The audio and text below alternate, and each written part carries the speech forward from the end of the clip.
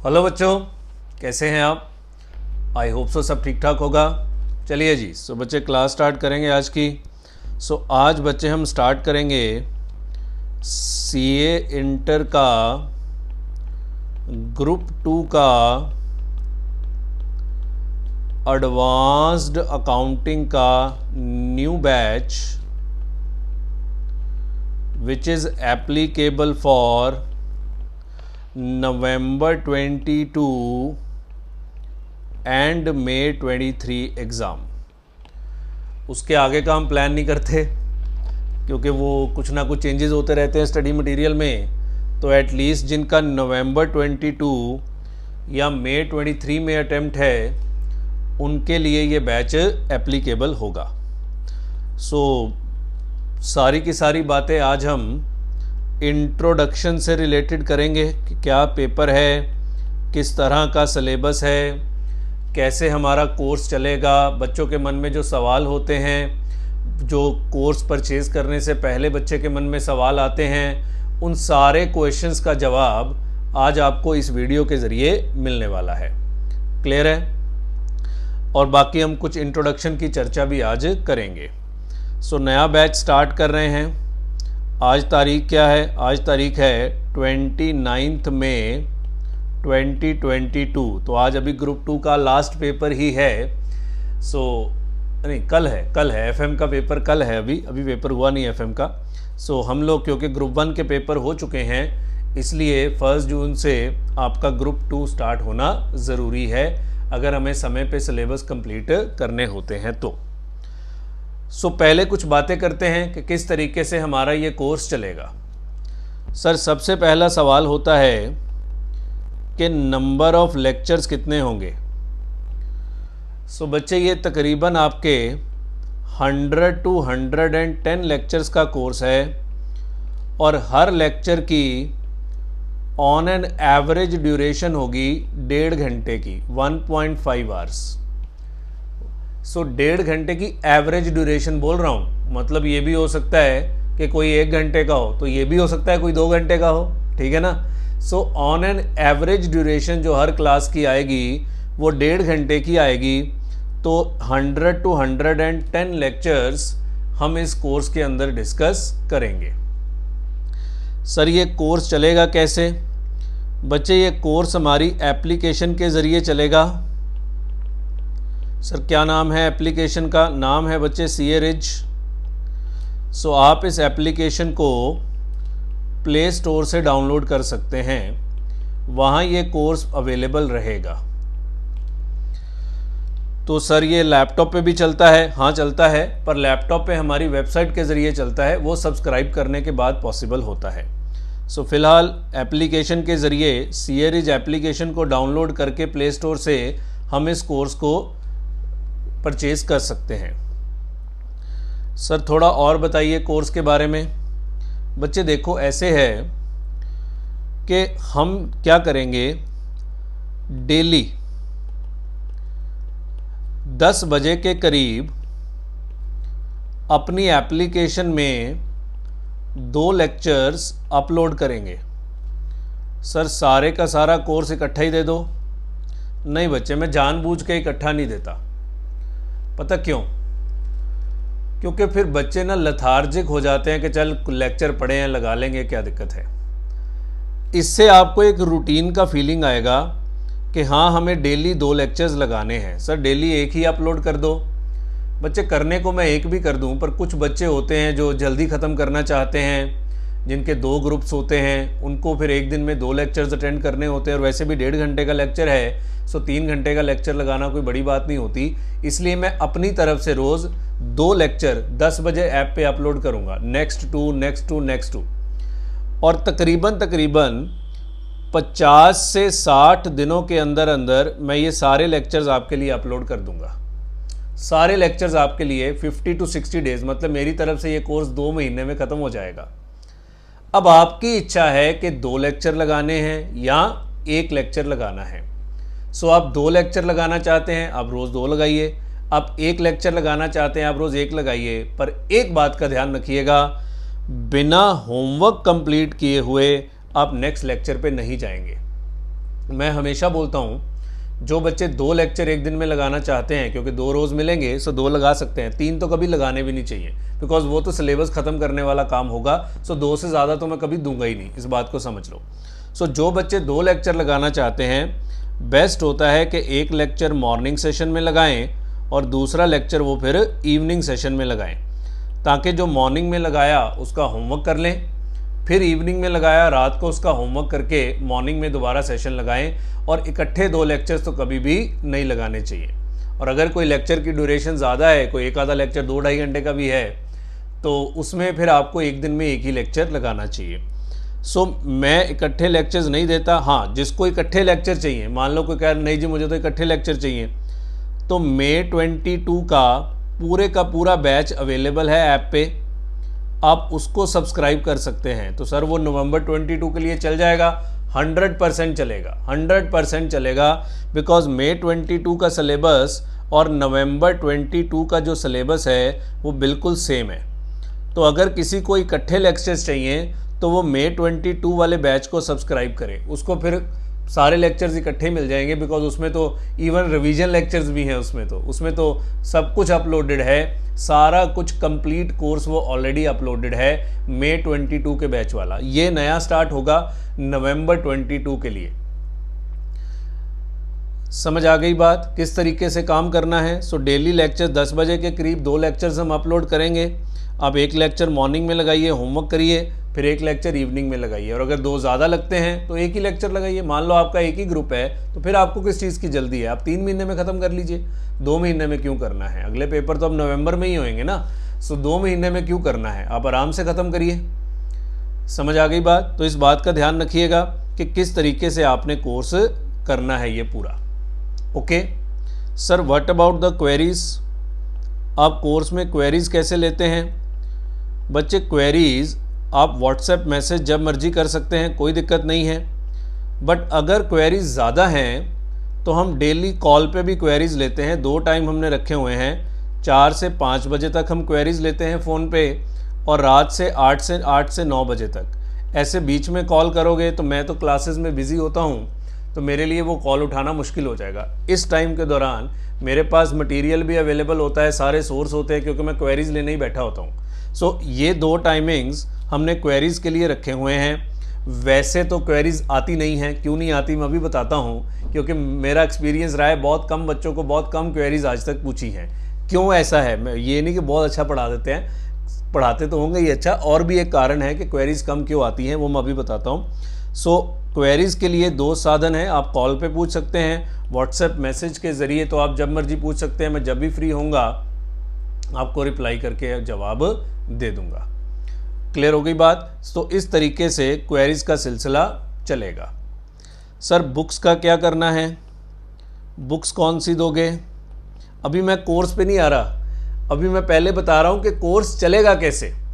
Because ये जो बच्चे के मन में सवाल होते हैं वो बार बार मुझसे पूछते हैं, वो सारे क्वेश्चंस के जवाब हम इस वीडियो के ज़रिए बच्चों को दे देना चाहते हैं, ताकि बच्चे के दिमाग में कोई और सवाल ना आए कि हाँ ये कैसे चलना है। ठीक है ना? बुक्स बच्चे हम आपको 2 वॉल्यूम्स में प्रोवाइड कराएंगे, वॉल्यूम 1 और वॉल्यूम 2। वॉल्यूम 1 में सारे के सारे अकाउंटिंग स्टैंडर्ड्स रहेंगे, और वॉल्यूम 2 में हमारे सारे के सारे चैप्टर्स होंगे। सो जैसे ग्रुप 1 में अकाउंटिंग स्टैंडर्ड्स और चैप्टर्स होते हैं, वैसे ही बच्चे ग्रुप 2 में भी आपके अकाउंटिंग स्टैंडर्ड्स और चैप्टर्स होते हैं। सो वॉल्यूम 1 वॉल्यूम 2 रहेगा। जो बुक मिलेगी वो सॉफ्ट कॉपी के फॉर्मेट में मिलेगी, और आपको डाउनलोड करके उसका प्रिंट लेना पड़ेगा। बुक को डाउनलोड करके आपको उसका प्रिंट लेना पड़ेगा। सो बुक आपको हमेशा सॉफ्ट कॉपी के फॉर्म में मिलेगी, डाउनलोड करके आप उस बुक का प्रिंट ले सकते हैं। और ले सकते हैं क्या, लेना ही लेना है। सॉफ्ट कॉपी से कभी पढ़ाई नहीं होती, प्रिंट लेना ही लेना है, इस बात को समझ लीजिए। क्लियर है? सर क्या ये बुक्स सॉल्व्ड हैं कि अनसॉल्व्ड हैं? बच्चे 90% ये बुक्स अनसॉल्व्ड हैं, और आप ये समझ लीजिए कि 99% पेपर में जो क्वेश्चंस आते हैं वो इन्हीं बुक्स में से ही आते हैं। सर ये आपकी कोई स्पेशल बुक्स है? जी नहीं बच्चे, कोई स्पेशल बुक्स नहीं है। ये बुक्स में हमने ICAI का ही मटेरियल कवर किया होता है, तो मेरी स्पेशल बुक्स नहीं है। सब टीचर्स की बुक्स में वो क्वेश्चंस होते हैं। बड़े बच्चों के दिमाग में होता है क्या हमें कोई एक्स्ट्रा बुक पढ़नी है या हमें कोई इंस्टीट्यूट का स्टडी मटेरियल पढ़ने की ज़रूरत है? The answer is no. आपको कुछ नहीं पढ़ना, सिर्फ और सिर्फ आपको यही किताब पढ़नी है। क्यों? हम इस बुक में क्या क्या कवर करते हैं? सबसे पहले तो इंस्टीट्यूट के स्टडी मटेरियल के जितने भी क्वेश्चंस हैं वो सारे इस बुक में कवर होते हैं, सारे। आपको स्टडी मटेरियल को हाथ भी लगाने की जरूरत नहीं है। नाउ द थिंग इज, क्या इंस्टीट्यूट के क्वेश्चन सिर्फ स्टडी मटेरियल में ही होते हैं? नहीं, इंस्टीट्यूट के और भी पब्लिकेशंस हैं जहां इंस्टीट्यूट कुछ नए सवाल पूछता है।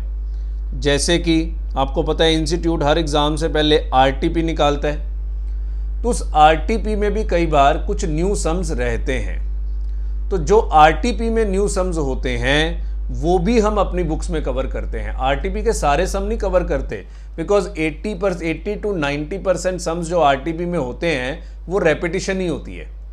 80 to 90% सम्स जो होते हैं वो रेपिटिशन ही होती है, तो हम सारे सम्स कवर नहीं करते, सिर्फ जो नया सवाल होता है वो कवर करते हैं। प्लस इंस्टीट्यूट के पास्ट पेपर्स में जितने भी क्वेश्चंस आए हैं वो सारे के सारे क्वेश्चंस रेलेवेंट क्वेश्चंस, बिकॉज यहाँ भी क्वेश्चंस रिपीट होते हैं, सो रेलेवेंट क्वेश्चन उसमें से जो न्यू क्वेश्चंस होते हैं वो भी इस बुक्स में कवर होते हैं, तो बुक बिल्कुल अपडेटेड होती है। इसके अलावा आपको पता है इंस्टीट्यूट मॉक टेस्ट पेपर्स निकालता है एग्ज़ाम से पहले, कई बार उसमें भी कुछ न्यू क्वेश्चंस होते हैं, तो वो भी न्यू क्वेश्चंस हम लोग अपनी बुक में कवर करते हैं। और लास्ट में फिर हम कुछ अपनी तरफ से भी देते हैं फ्रॉम आवर ओन डेस्क। जैसे आपको 2 बड़े चैप्टर हैं, अभी बताऊंगा सिलेबस में, कंसोलिडेशन और पार्टनरशिप और अमेलगमेशन। इनमें बड़े सारे क्वेश्चन मैंने अपनी तरफ से भी दिए हुए हैं, बिकॉज इंस्टीट्यूट के इतने हैं नहीं, ये चैप्टर ज़्यादा बड़े हैं और इंस्टीट्यूट प्रैक्टिस के लिए इतने क्वेश्चंस नहीं देता इसमें, तो मैंने अपनी तरफ से बहुत सारे क्वेश्चंस बड़े सारे चैप्टर्स में डाले हुए हैं। अब देखो इतने सारे सोर्सेज हैं, क्या हम सबको अलग अलग पढ़ पाएंगे? नहीं, इसलिए हम ये बुक प्रोवाइड कराते हैं। नहीं तो मेरा क्या है, मैं अगर इंस्टीट्यूट के स्टडी मटेरियल में हर तरह की चीज़ हो तो फिर हमें बुक देने की क्या ज़रूरत है? स्टडी मटेरियल तो हर बच्चे के पास होता है, हम उस स्टडी मटेरियल से ही पढ़ाएं। पर क्योंकि पेपर इधर उधर से भी आता है, इसलिए आपको सारे सोर्स कवर करने ज़रूरी होते हैं, और वो तभी पॉसिबल है अगर उनको एक बुक के ज़रिए कंपाइल करके दे दिया जाए। सो बुक एक मोटी हो जाती है, इसलिए हमने 2 वॉल्यूम बनाए हुए हैं। वॉल्यूम 1 अकाउंटिंग स्टैंडर्ड्स का है, और ग्रुप 2 में अभी आप देखेंगे कि अकाउंटिंग स्टैंडर्ड का बहुत भारी भरकम वेटेज है, बहुत भारी भरकम वेटेज है। सर ग्रुप 1 से भी ज़्यादा, पेपर तो चाहे ग्रुप 1 जितना ही आए, पर सिलेबस यहाँ ज़्यादा है। बहुत सारे स्टैंडर्ड्स हैं जो पढ़ने पड़ेंगे आपको, अभी देखेंगे सिलेबस में। और वॉल्यूम 2 में सारे के सारे चैप्टर्स आएंगे आपके। समझ आ गई बात? अब मैं आता हूं कि हम क्लास में पढ़ेंगे कैसे। सो जो भी हम पढ़ाएंगे आपको सारे के सारे क्लास नोट्स रिटन में लिखवाए जाएंगे, तो आपको एग्जाम में सिर्फ अपनी नोटबुक से पढ़ाई करनी है, दैट्स इट। आपको और कुछ भी पढ़ने की ज़रूरत नहीं पड़ेगी, आप सिर्फ अपनी नोटबुक से पढ़ाई करिए, आपका बात बन जाएगी। सो एग्ज़ाम में सिर्फ ये नोटबुक पढ़नी है जो क्लास नोट्स आपको लिखवाए हैं। कॉन्सेप्ट, एक एक कॉन्सेप्ट जो है वो आपकी नोटबुक में लिखा आपको मिल जाएगा, आपको सिर्फ और सिर्फ उसी को पढ़ना है, और यू विल फाइंड कि एग्ज़ाम भी सारे उन्हीं चीज़ों में से ही आते हैं। तभी हम एग्ज़ाम रिव्यू का वीडियो हमेशा डालते हैं, ताकि बच्चे को पता लगे कि जो नया बच्चा जो आ रहा है, पुराना तो पेपर दे आया, ये उसके लिए थोड़ा होता है, पुराने तो ऐसे ही लड़ते रहते हैं कमेंट्स में, है ना। ये तो रिव्यू उसके लिए होता है जो नया बच्चा आया है, वो आगे जाके देखना चाहता है कि जो सर ने पढ़ाया था क्या पिछला पेपर उसी में से ही आया था। इसलिए डाला जाता है। क्लियर है? सो वो रिव्यू वीडियो देख सकते हैं आप लोग यूट्यूब के हमारे चैनल पे पड़ा है। मैं यूट्यूब चैनल बता दूं, हमारा CA रिज ही है हमारा यूट्यूब चैनल। ये नहीं कहूँगा सब्सक्राइब कर लो, आपकी इच्छा है, यू टेबल लिख दिया है। वैसे बोलूँगा कि जब तक आपके पेपर ख़त्म नहीं हो जाते तो इसको सब्सक्राइब करके रखो, बिकॉज इसमें बहुत सारी नई नई चीज़ें आती रहती हैं। हालांकि वो सारी चीज़ें कोर्स में भी अपलोड होती हैं, पर कोर्स की वैलिडिटी, हाँ मेन चीज़। अच्छा पहले मैं ये बता दूँ, कोर्स ये रिज पे बाद में आता हूँ। क्लास नोट सारे आपको रिटर्न में लिखवाए जाएंगे। बुक क्योंकि 90% अनसॉल्व्ड है, तो हम इसको कैसे कवर करते हैं सुनो। हम पहले सारे का सारा कॉन्सेप्ट आपको समझाएंगे, अंडरस्टैंडिंग करवाएंगे, फिर उस कॉन्सेप्ट को लिखवाएंगे सारे का सारा रिटर्न में, फिर उस कॉन्सेप्ट के ऊपर जहां ज़रूरत होती है एग्जाम्पल्स बना के कराएंगे, फिर उस कॉन्सेप्ट के ऊपर हम बुक में से क्वेश्चंस कराएंगे जो बढ़िया वाले सम होते हैं, फिर उसी से रिलेटेड क्वेश्चंस आपको होमवर्क देंगे, और नेक्स्ट क्लास में आके हम ये होमवर्क क्वेश्चन भी क्लास में सॉल्व करवाते हैं सारे के सारे। तो आप ये समझ लो 100% कवरेज क्लास में होने वाली है, इसलिए डाउट नहीं आता। अगर मैं होमवर्क क्वेश्चन देके छोड़ दूं तो बच्चे, बहुत सारे बच्चों से तो वो क्वेश्चन सॉल्व ही नहीं होगा, और वैसे भी अनसॉल्व्ड है। रादर सोल्यूशन दे दूं तो ज़्यादा दिक्कत हो जाती है, बिकॉज सोल्यूशन अलग तरीके से सॉल्व किए होते हैं, हमने क्लास में थोड़ा सिंपल तरीके से पढ़ा रखा होता है। इसलिए अगले दिन आके हम होमवर्क सारा क्लास में कराते हैं, पर नेक्स्ट डे आपको पूरा मौका मिलेगा कि आप उस होमवर्क को पहले खुद करिए, खुद उस होमवर्क के बारे में जानिए, और अगले दिन हमारे साथ आंसर्स को टैली कराइए। अल्टीमेट फायदा सिर्फ उसी को होगा जो होमवर्क करके अगली क्लास में बैठेगा, नहीं तो सारी तैयारी मेरी हो जानी है। इस बात को समझ लो, फीस भी मुझे मिल गई और तैयारी भी मेरी हो जानी है, तो मैं जाके दोबारा पेपर दे आऊँगा। ठीक है ना, एक बार तो दे ही चुका हूँ, वैसे भी पेपरों से अब तो डर लगता है। सो हम होमवर्क क्वेश्चंस भी सॉल्व करवाएंगे पूरे के पूरे। 100% कवरेज हो जाएगी आपकी बुक की क्लास में ही। इसलिए बच्चे डाउट्स का स्कोप बहुत कम हो जाता है, क्योंकि ज़्यादातर बच्चे डाउट्स पूछने में शाय होते हैं। मैं खुद बहुत शाय था जब पढ़ता था, डाउट्स नहीं पूछता था, खुद ही मेहनत करके सीख लेते थे। पर मैं बच्चों को कहता हूँ नहीं, पूछा करो। इसलिए हमने 2 घंटे दिन के रखे हैं। मैसेज से तो कभी भी पूछ सकते हो, बट आई विल रेकमेंड कि डाउट हमेशा कॉल करके पूछा करो। वो मैसेज से ना मुझे समझ में आता है, फ़ोटो भेज देते हैं, ऐसे करो तो वो ऐसे हो जाती है, ऐसे करो तो वो ऐसे हो जाती है, वो बड़ा पंगा है। सो बेटर होता है कि आप मुझे फ़ोन करो और क्वेरीज पूछो। जब मैं खुद कह रहा हूँ फ़ोन करो, मैं फ़ोन उठाऊँगा, रोज़ 2 घंटे काम करता हूँ इसी के लिए। सो बच्चे फिर भी नहीं करते। सो मैं कहूँगा आप क्वेरीज कॉल पे ही पूछो। वैसे क्वेरीज कम आती हैं, स्टिल अगर आती हैं तो आप कॉल पे पूछो। क्लियर है? सो मैं अपनी तरफ से 2 महीने में ये कोर्स कवर कर दूंगा। अगर आप 2 लेक्चर लगाएंगे तो आप भी मेरे साथ साथ कर लेंगे, और अगर आप 1 लेक्चर लगाएंगे तो आपको 3 महीने लग जाएंगे। तो समझ लीजिए कि अपना जून, जुलाई, अगस्त के एंड तक ये कोर्स जो है वो कंप्लीट हो जाएगा। मैं तो जुलाई के एंड में ही कर दूंगा। आप अगर 1-1 लेक्चर लगाते हैं, जो आई विल रेकमेंड कि 1-1 ही लगाना चाहिए। अगर किसी को कोई जल्दी नहीं है, अगर किसी का ये सेकंड ग्रुप ही है, फिर उसको 1-1 ही लगाना चाहिए।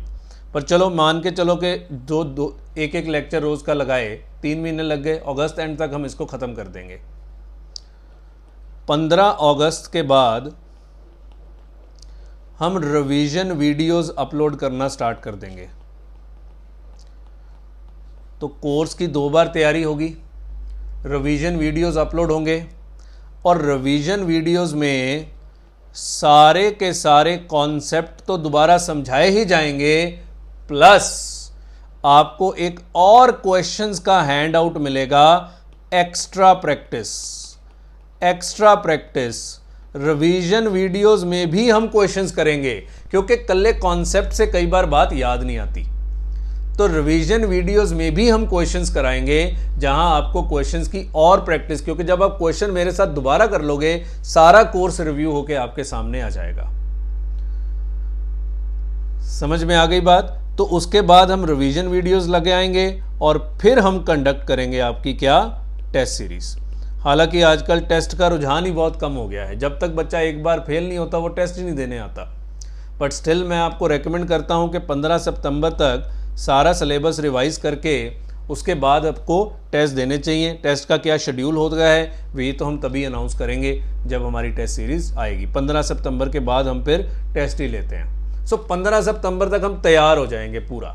उसके बाद सितंबर आधा और अक्टूबर और नवंबर के भी 5 से 10-12 दिन तो मिल ही जाते हैं, क्योंकि आजकल बीच से ही पेपर शुरू हो रहे हैं। 2 महीने तकरीबन अपने पास बचते हैं और हम 2-3 बार क्या 4 बार भी रिवाइज कर सकते हैं। देखो मेरा एक चीज़ मानना है, जो व्यक्ति 4 रिवीजन्स करके जाता है वो कभी फेल नहीं हो सकता, जैसा मर्जी पेपर आ जाए। अब 4 में से 2 बार तो मेरे साथ ही हो जाना है। 1 बार मैंने करा दिया, दूसरी बार मैंने रिवीजन करा दी, तीसरी बार आप टेस्ट दो, चौथी बार आप पेपर में तैयारी करो। देखो हो गया 4। कुछ नहीं करना होता। अब सीए मुश्किल थोड़ी ना है। अगर मेरे जैसा व्यक्ति सीए पास कर सकता है, जो कि एक average student with 65 to 70% marks वाला फर्स्ट अटेम्प्ट में सीए पास कर गया, तो आप लोग तो बहुत इंटेलिजेंट व्यक्ति होते हैं। क्योंकि मैंने देखा है जो बच्चे मुझसे पढ़ने आते हैं, वो कितना, मैं तो जब उनकी एज का था हम तो 0 लोग थे, हम तो 0 थे। 4 रिवीजन कैसे करनी है बता दिया। पहला मेरे साथ क्लास में पढ़ना है, होमवर्क करना है, फिर मेरे साथ ही रिवीजन कर लेनी है, फिर टेस्ट दे देने हैं तीसरी बार और चौथी बार पेपर में पढ़ लेना है। कोई मुश्किल नहीं होता। अब हर सिलेबस की 4 बार रिवीजन करके जाओ, कोई दुनिया की ताकत आपको पास होने से रोक नहीं सकती। और सीए कोई मुश्किल पेपर है ही नहीं है, बस जिनसे पास नहीं होता वो कहते हैं मुश्किल है। जिस चीज़ का सिलेबस बना हुआ है वो चीज़ कैसे मुश्किल हो सकती है, इस बात को समझो। जिस चीज़ का सिलेबस बना हुआ है वो मुश्किल कैसे हो सकती है। तो कोई मुश्किल नहीं है। सिर्फ और सिर्फ क्लास लगाइए, होमवर्क करिए और इस शेड्यूल को फॉलो करिए। अगस्त तक सिलेबस ख़त्म करिए। ये ना हो मैं लेक्चर अपलोड कर रहा हूँ आप लगा ही नहीं रहे, तो फिर ये आपकी गलती है। अगस्त तक सिलेबस ख़त्म करिए, 15 अगस्त से रिवीजन स्टार्ट करिए, 15 सितंबर तक रिवीजन ख़त्म करिए। 1 महीना रिवीजन के लिए बहुत ज़्यादा होता है। मैं एक हफ्ते में 2 ही लेक्चर के रिवीजन देता हूँ बस, ज़्यादा नहीं, क्योंकि बाकी सब्जेक्ट भी तो करने हैं ना, इकट्ठे नहीं देता ताकि आप एक ही दिन में रिवीजन लगा लो, उसका क्या फ़ायदा है। चाहे ये लेक्चर्स आपको रिकॉर्डेड रूप में मिलेंगे, पर आपके लिए ये लाइव की तरह काम करेंगे कि डेली रूटीन के साथ ये सारे की सारा आपका सिस्टम चलेगा। रूटीन में फ्लोज चलेगा, रूटीन में क्वेरीज होंगी, रूटीन में होमवर्क होगा, रूटीन में क्लासेस आएंगी, रूटीन में लगानी है, routine wise revision videos, routine wise test series, हर चीज़ एक रूटीन में ही चलेगी आपकी। बस आपको टाइम शेड्यूल के अकॉर्डिंगली चलना है, आगे पीछे नहीं चलना है। क्लियर है। कोई बच्चा अगर लेट भी ज्वाइन करता है कोर्स को तो कोई बात नहीं, वो थोड़ा सा 5-10 दिन इसको आगे कर ले, ठीक है ना, इतना ही फ़र्क होगा। या वो 2-4 दिन मेहनत एक्स्ट्रा करके हमारे साथ बराबर आ जाए, तो वो थोड़ा आगे पीछे भी रहेगा तो उससे कोई फ़र्क नहीं, वो अपनी स्पीड के अकॉर्डिंगली चले। बच्चे मैं 31 अगस्त के बाद ये 15 दिन एक्स्ट्रा इसलिए रखे हैं कि रिवीजन वीडियोस 15 अगस्त से आएंगे कि अगर कोई 10-15 दिन कोर्स लेट भी शुरू करता है तो उसको भी दिक्कत नहीं आएगी। रिवीजन से पहले वो भी अपना कोर्स ख़त्म कर लेगा। क्लियर है बात। इस तरीके से सारी की सारी चर्चा होगी। जो हमारी बुक्स हैं वो अपडेटेड एज पर ICAI स्टडी मटेरियल May 22 वाला, नवंबर के लिए कोई अलग नहीं आने वाला, सेम ही है। May 22 वाला एडिशन ही आप पे एप्लीकेबल है। अपनी सारी की सारी बुक्स उसी के अकॉर्डिंगली अपडेटेड होती हैं। क्लियर है। स्टिल अगर कोई नया क्वेश्चन इंस्टीट्यूट पूछता है तो बच्चे ये जो रखा हुआ है ना हमने लास्ट में, जो रिवीजन वीडियोस के साथ हम एक्स्ट्रा हैंड आउट देते हैं, ये भी हमने इसलिए रखा हुआ है कि जो भी एक्स्ट्रा कराना होता है वो हम इसमें कराते हैं कि पहले एक रूटीन कोर्स ख़त्म कर लिया, अब जो एक्स्ट्रा बातें करनी है वो हम इसके ज़रिए कर लेते हैं, तो फुली अपडेटेड कोर्स बन जाता है ये। वैसे तो आपके लिए May 22 आ गया, आपको स्टडी मटेरियल नवंबर के लिए तो आने से रहा। इवन May 23 के लिए भी मुश्किल है, बिकॉज इंस्टीट्यूट सोच रहा है कि 2024 से सिलेबस हम चेंज करेंगे। ऐसी कुछ सुना है मैंने अफवाहें, मतलब पक्का नहीं है, ऐसा इंस्टीट्यूट के ही किसी व्यक्ति ने बोला है कि शायद 2024 से सिलेबस में फिर से थोड़े थोड़े बदलाव होंगे। बच्चे अब ये एवर चेंजिंग चीज़ें हो गई हैं, अब ये सेम नहीं होती। सेम चीज़ें आप पहले होता था एक बार पढ़ाओ हर साल वही चलता जाएगा, अब ऐसे नहीं होता। हर साल 1.5 साल बाद कुछ ना कुछ बदलाव हो जाते हैं। 3-4 साल बाद तो ये सिलेबस ही चेंज कर देते हैं, उसमें भी बीच में ये लोग चेंजेस करते रहते हैं। सो अब ऐसे नहीं होता, अब ये तभी ये स्टडी मटेरियल भी अपडेट होते रहते हैं। May 22 is the latest edition, है ना। आज तारीख क्या है? आज तारीख है 29 मई। सो 29 मई को May 22 is the latest edition, तो हमारी बुक उसी के अकॉर्डिंगली अपडेटेड है। अगर इसके बाद भी कुछ नया आता है जो कि नवंबर 22 में संभावना नहीं है, तो स्टिल हमारे पास स्कोप होता है कि हम इस हैंडआउट के ज़रिए वो आपको देंगे। कोई ये हैंडआउट अभी तो मिलना नहीं, ये तो 15 अगस्त को मिलना है, ठीक है ना। सो तब तक के लिए सारी अपडेशन इसमें आ जाएंगी। वैसे आपके लिए अब कुछ अपडेट नहीं होना, नवंबर के लिए May 22 वाला ही सिलेबस और स्टडी मटेरियल एप्लीकेबल होने वाला है। क्लियर है जी, समझ आ गया? तो मैंने सारी की सारी बातें जो एक स्टूडेंट के मन में आती हैं लेक्चर्स को लेके, वो सारी की सारी बातें बोल दी हैं। आज संडे है, कल 30 मई को मंडे है। सो कल से अपनी क्लासेस अपलोड होनी शुरू हो जाएंगी। क्लियर है जी? सो ये था जी हमारा कोर्स का ओवरव्यू, कैसे अपन क्लास में पढ़ने वाले हैं, किन किन चीज़ों को हम क्लास में कवर करने वाले हैं, कैसे आप लोग पढ़ोगे, कैसे आप लोगों के पेपर की तैयारी होगी, कैसे हम 4 रिविजन्स करने वाले हैं। ये सारी की सारी चीज़ें जो भी एक कोर्स के एक बच्चे के दिमाग में रहती हैं, वो सारी की सारी बातों को हमने यहाँ पे डिस्कस कर लिया। अब बात करते हैं कि सर एडवांस्ड अकाउंटिंग का सिलेबस क्या है सर?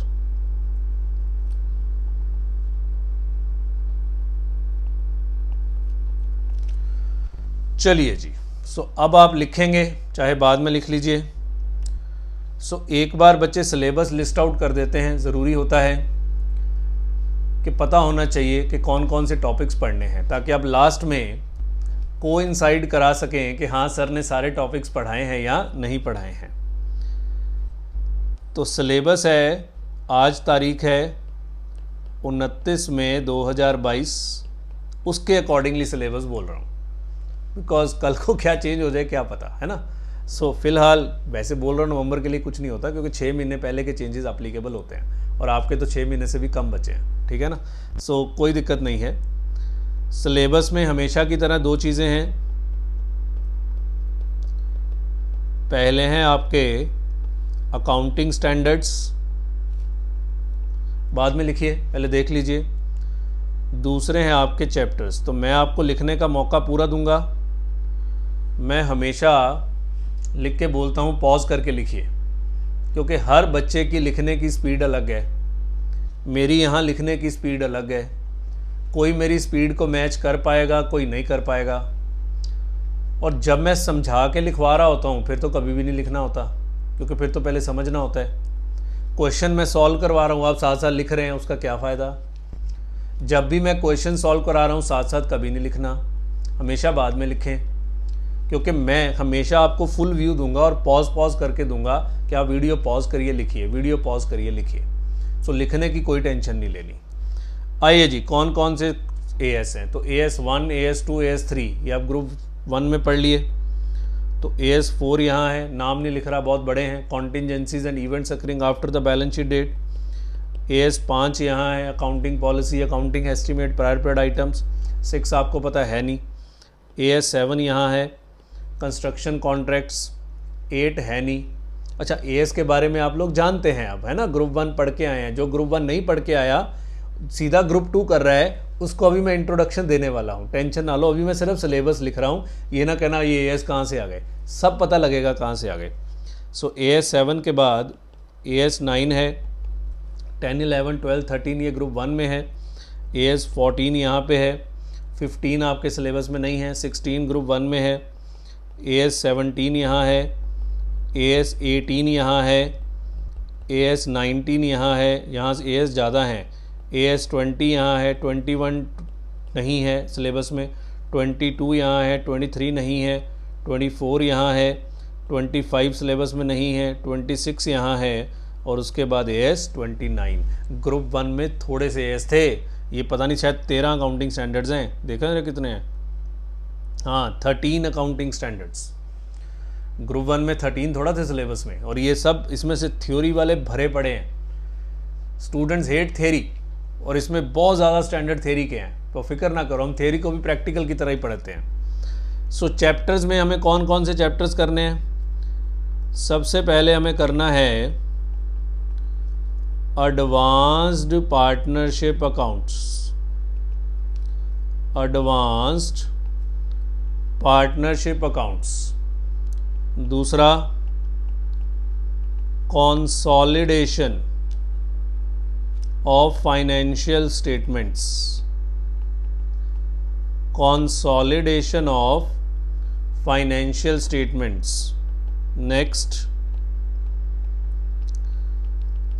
अमेलगमेशन ऑफ कंपनीज, अभी शायद नाम नए लगेंगे, कोई बात नहीं है, 100-110 लेक्चर लगाने हैं, आराम से करेंगे। Amalgamation of companies. Next internal reconstruction. Next liquidation of companies.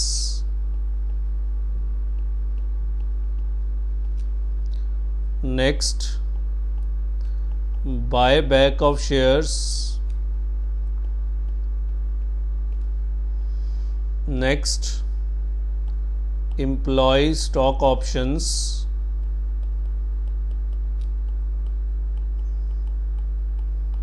next banking company accounts,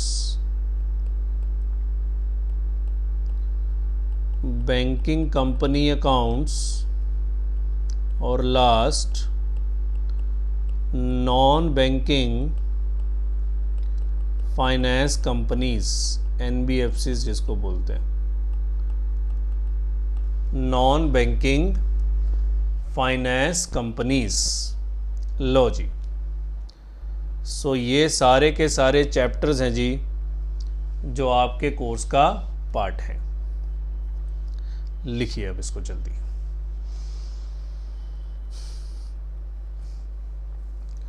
so chapters शायद आपको देखने में कम लग रहे होंगे, पर ये बहुत बड़े चैप्टर्स हैं, बहुत बड़े चैप्टर्स हैं। अच्छा, आप लिखेंगे कैसे? देखो, मैं यहाँ वेट करता रहूँ जी लिखो जी, तो मैं तो यहाँ बोर होता रहूँगा और क्लास की लेंथ और बढ़ जाएगी। So what I will say, pause करिए और लिखिए, पॉज करिए। चलिए, आई होप सो आपने लिख लिया होगा। ऊपर कर देता हूँ एक बार, पॉज करिए। चलिए, सो इस तरीके से हम लोग लिखेंगे कि जब मैं बोलूँगा पॉज करिए, आप आराम से पॉज कर दीजिए वहीं पे। पॉज करने से आपकी कोई वीडियो ज़ाया नहीं होती। आप जितनी बार मर्जी पॉज करिए, जितनी बार मर्जी प्ले करिए, आपकी कोई ड्यूरेशन काउंट नहीं होती। अच्छा, ड्यूरेशन बता दूँ, अगर कोई क्लास 1.5 घंटे की है तो आपको उसमें 3 घंटे का ड्यूरेशन मिलेगा, मतलब आप एक क्लास 2 बार देख सकते हैं।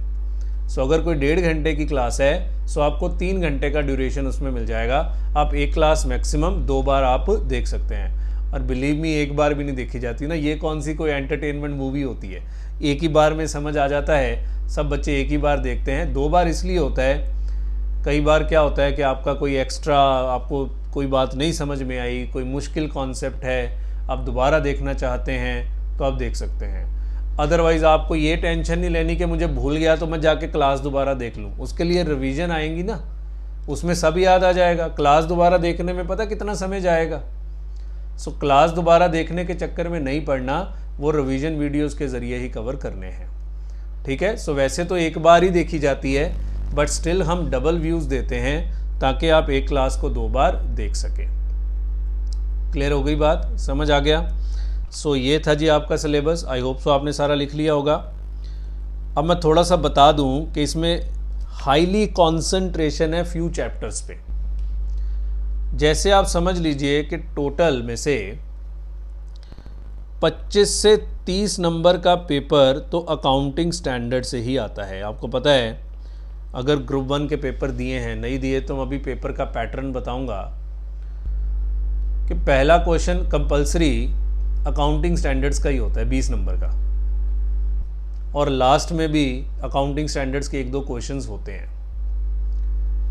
सो टोटल 25 से 30 नंबर का पेपर एएस में से आता है। इस बार के पेपर की बात करूं तो 30 नंबर का पेपर एएस से है, 20 नंबर का पेपर पार्टनरशिप से है, 15 नंबर का पेपर आई थिंक कंसोलिडेशन से है और 20 नंबर का पेपर अमेलगमेशन से है। चेक कर लो कितने हो गए, 30 और 20 50 20 70 10 85 मार्क्स का पेपर सिर्फ इतना है और ये आपके सिलेबस का 70% कंटेंट है, बाकी तो चैप्टर्स ही छोटे हैं। तो ज़्यादा फोकस ये 4 टॉपिक्स के ऊपर है, ये 4 महारत्न है आपके ग्रुप 2 के और इस बार इन सब में से क्वेश्चन आया है, सब में से क्वेश्चन आया है। मैंने रिव्यू वीडियो डाला हुआ है ग्रुप 2 का, आप देख सकते हैं। इस बार इन सब में से क्वेश्चन आया है। क्लियर है? सो ये ध्यान रखिएगा कि चैप्टर्स कम हैं बट हाईली फोकस्ड हैं, हाईली कॉन्सेंट्रेटेड सिलेबस है, एक चीज़ के ऊपर ही ज़्यादा फोकस जो है वो किया गया है। क्लियर है बात, समझ आ गई? अच्छा, कोर्स की वैलिडिटी कितनी होगी ये रह गया था बच्चे। वैलिडिटी होती है इस कोर्स की 6 मंथ्स की, 6 मंथ्स की वैलिडिटी होती है इस कोर्स की। मतलब अगर आप अभी मई में लेंगे तो आपके एग्ज़ाम तक ये कोर्स चलता है। तो सर 6 मंथ्स के बाद अगर इसमें कोई अमेंडमेंट आ जाए तो फिर आपको हमारा यूट्यूब चैनल सीएरिज सब्सक्राइब करके रखना है। खुदा ना करे बाई चांस किसी के पेपर क्लियर नहीं होते और कोई चेंजेस आते हैं तो वो सारे चेंजेस सीएरिज यूट्यूब चैनल के ज़रिए हम बच्चों को कन्वे करते हैं। सो टेंशन कोई नहीं है कि सर 6 महीने बाद अगर कोई चेंजेस आ गए तो हम कैसे पता करेंगे। बहुत ही आसान तरीका है, जब तक पेपर नहीं हो जाते इसको सब्सक्राइब कर लीजिए, बाद में अनसब्सक्राइब कर दीजिएगा। क्लियर है ना? सो बड़ा आसान तरीका है। सारे अमेंडमेंट्स, हर चीज़ जो भी आएगी वो इसी यूट्यूब चैनल के ज़रिए हम बच्चों को कन्वे करेंगे। ओके, समझ आ गई बात? तो 6 मंथ्स वैलिडिटी होगी, सारी बातें हमने आपको कन्वे कर दी, सिलेबस क्या है, सारी की सारी बातें। अब हम किस सीक्वेंस में पढ़ेंगे? हमारा सीक्वेंस बच्चे शुरू से जब मैं पढ़ा रहा हूँ 2011 से मैं पढ़ा रहा हूँ, अनऑफिशियली 2008 से जब एक छोटे से कमरे में पढ़ाते थे और ऑफिशियली 2011-12 से जब बड़े सेंटर में पढ़ा रहे हैं। ऑनलाइन तो मैंने अभी 2-3 साल पहले ही शुरू किया है। मैं जब से पढ़ा रहा हूँ मैं हमेशा से अकाउंटिंग स्टैंडर्ड से ही स्टार्ट करता हूँ, हमेशा से। हालांकि तब इतने अकाउंटिंग स्टैंडर्ड्स आते भी नहीं थे पेपर में, पर मुझे तब भी अकाउंटिंग स्टैंडर्ड से बड़ा लगाव था और मुझे लगता था कि एक दिन इंस्टीट्यूट भी इससे बहुत बड़ा लगाव रखेगा। और मेरी बात सही हुई। 2015 के बाद अकाउंटिंग स्टैंडर्ड कंपलसरी आने शुरू हो गए, रादर 2013-14 में आने शुरू हो गए थे, कंपलसरी आने शुरू हो गए। इसलिए हम सिलेबस हमेशा अकाउंटिंग स्टैंडर्ड से ही स्टार्ट करते हैं। तो सर इतने सारे स्टैंडर्ड आप सारे करा दोगे? AS 22 को छोड़ के सारे करा दूंगा। AS 22 थोड़ा मुश्किल है, ये मैं सबसे लास्ट में कराता हूँ जानबूझ के। मतलब हम क्लास शुरू भी अकाउंटिंग स्टैंडर्ड से करेंगे और हम क्लास अंत भी अकाउंटिंग स्टैंडर्ड्स पे ही करेंगे। सो अपनी क्लास अकाउंटिंग स्टैंडर्ड से शुरू होती है, अकाउंटिंग स्टैंडर्ड से ख़त्म होती है। और मेरा मानना है कि एक चार्टर्ड अकाउंटेंट की अगर कोई स्पेशलिटी है तो वो अकाउंटिंग स्टैंडर्ड्स है। टैक्स तो और जन भी पढ़ते हैं, अकाउंटिंग स्टैंडर्ड्स को इतने नहीं पढ़ता जितने आपको पढ़ाए जाते हैं। इसलिए हम क्लास अकाउंटिंग स्टैंडर्ड से ही स्टार्ट करेंगे। शुरू के 35 lecture I think accounting standards पे लगने वाले हैं। हमें 35 to 40 लेक्चर्स हमें अकाउंटिंग स्टैंडर्ड्स पे ही लग जाएंगे। AS 22 निकाल के AS 22 लास्ट में फिर लगेंगे 3-4 लेक्चर। फिर हम चैप्टर्स कराएंगे AS के बाद। अब चैप्टर्स कौन सा पहले कराएंगे कौन सा बाद में कराएंगे वो देख लेंगे, और लास्ट में फिर हम AS करा के अपने कोर्स को ख़त्म करेंगे। हालांकि चाहिए तो नहीं होता, फिर भी मैं एक बार बता देता हूँ कि एग्ज़ाम किस तरह से आता है। बिकॉज ज़्यादातर जो ग्रुप 2 में आते हैं वो ग्रुप 1 दे के आते हैं, बट स्टिल आपको पता होना चाहिए एग्ज़ाम का पैटर्न क्या होता है। तो एग्ज़ाम में फर्स्ट क्वेश्चन कंपलसरी होता है। फर्स्ट क्वेश्चन जो है वो कंपलसरी होता है और ये अकाउंटिंग स्टैंडर्ड में से ही होता है। 20 मार्क्स। सो क्या 20 मार्क्स का एक ही क्वेश्चन होता है? नहीं, ये होते हैं 4 क्वेश्चंस ऑफ 5 मार्क्स ईच।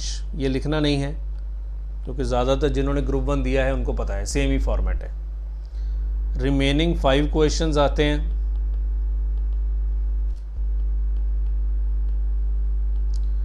उसमें से आपको कोई 4 करने होते हैं,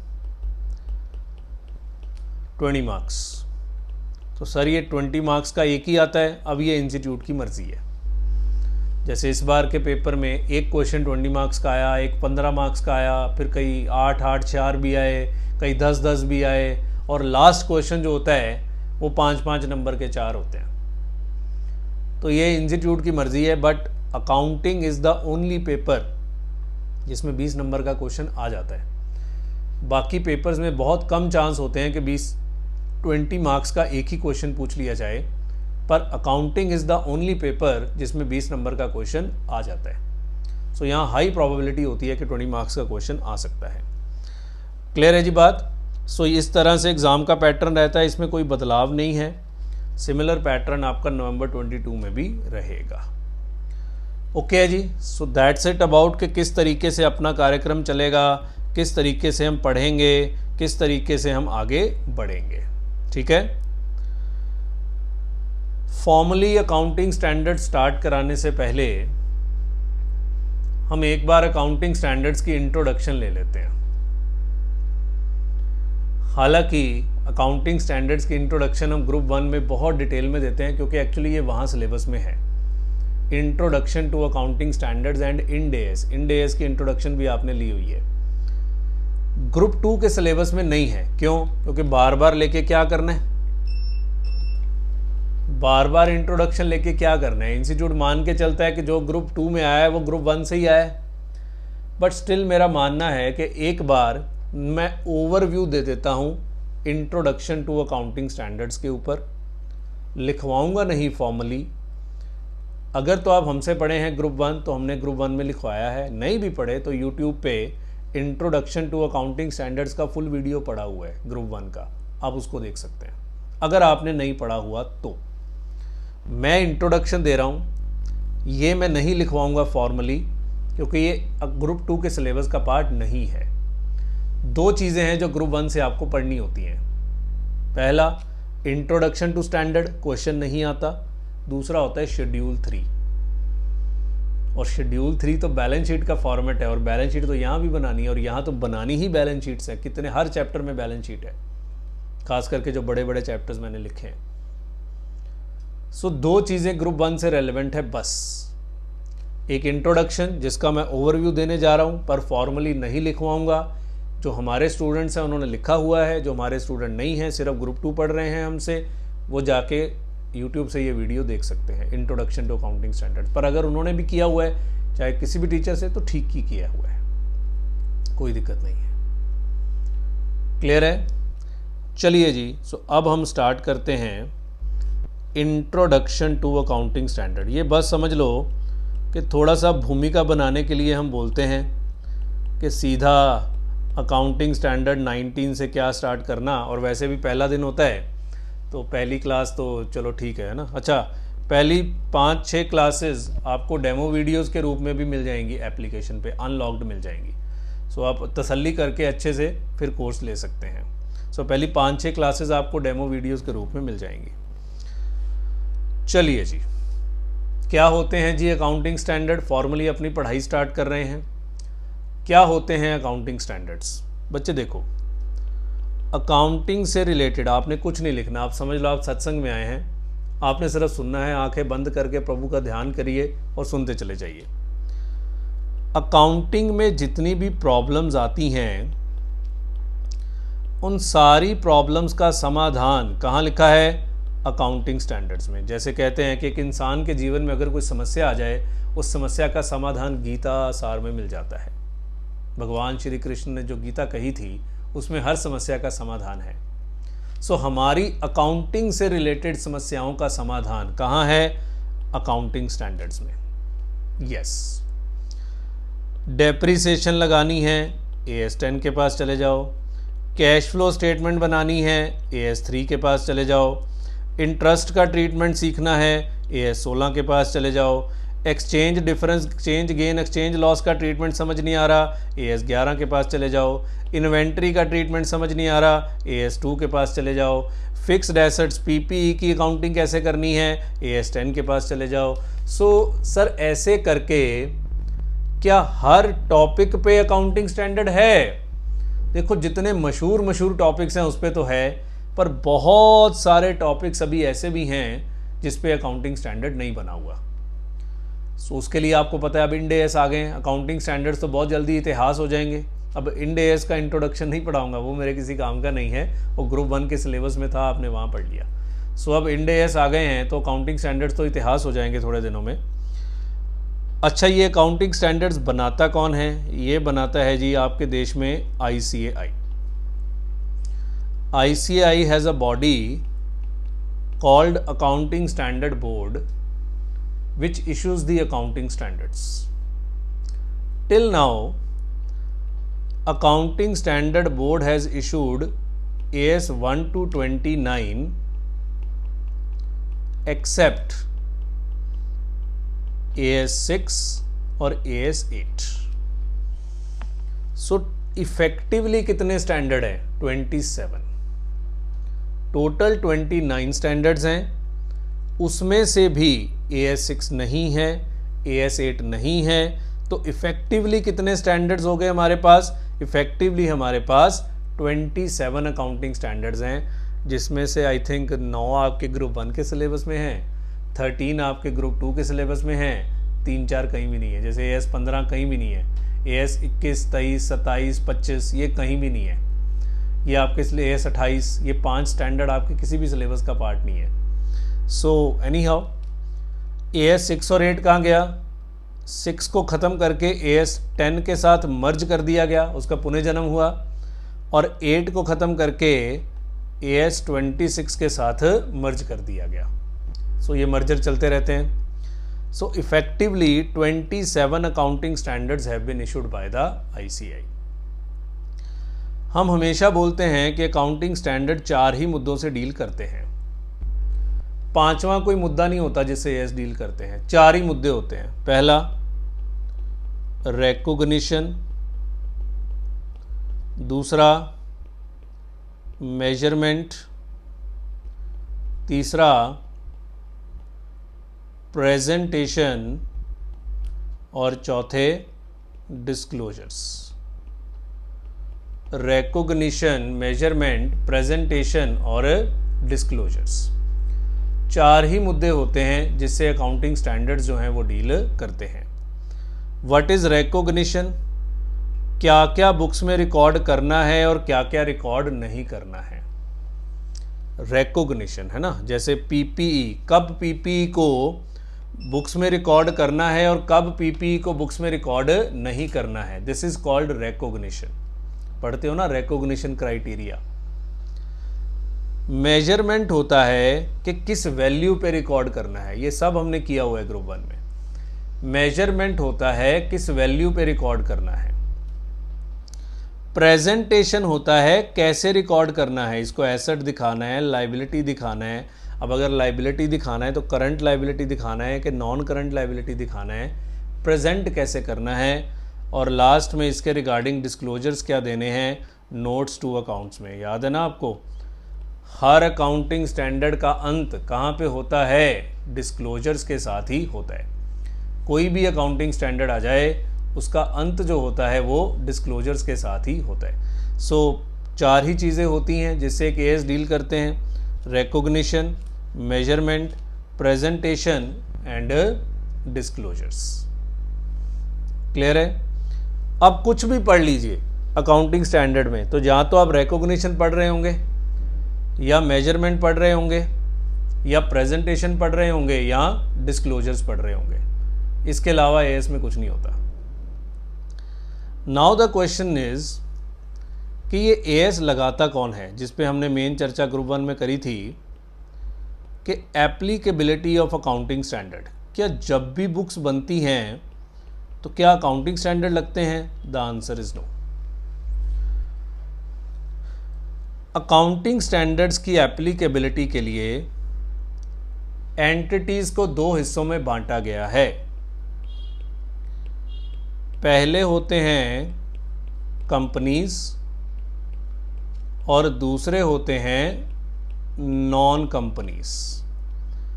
अकाउंटिंग स्टैंडर्ड्स की एप्लीकेशन के लिए एंटिटीज़ को दो हिस्सों में बांटा गया है, पहले कंपनीज और दूसरे नॉन कंपनीज।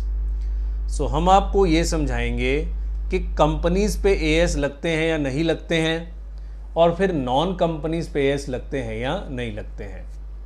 बच्चे देखो, जब आप प्रैक्टिकली दफ्तर में ट्रेनिंग करने जाएंगे